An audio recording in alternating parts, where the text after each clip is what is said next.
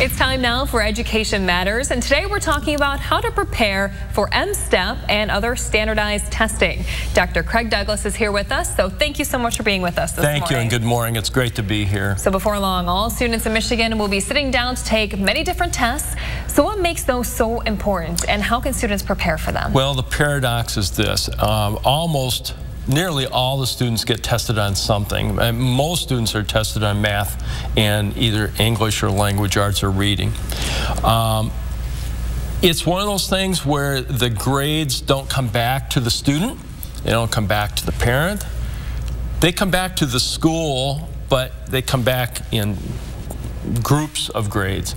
So the importance for the individual student is not an easy sell, where if I were a math teacher in my old subject and I said, all right, you're going to be graded and this is going to count, that's much easier to get the student motivated. So that self-motivation, that self-determination is for the greater good. It's to give feedback, very important feedback, back to the child and to the parent, but it's not for a letter grade. So it counts, but it doesn't count the same way that other tests do.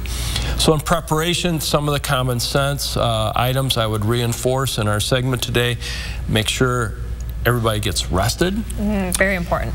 Up not late, maybe a tad early, with a good healthy breakfast. It's a truism that having a breakfast does correlate to a better test product and so forth.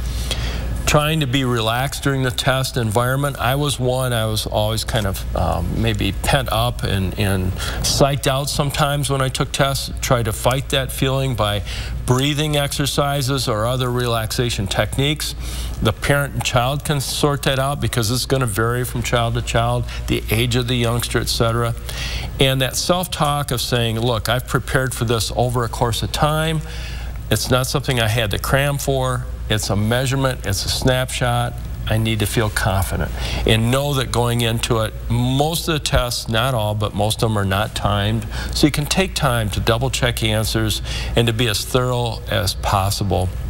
In short, it's kind of like that medicine. You know, everybody's going to have to take it, but everybody doing their best will put forth the best light for the classroom that the child's in, the school that the child resides in, and for the district.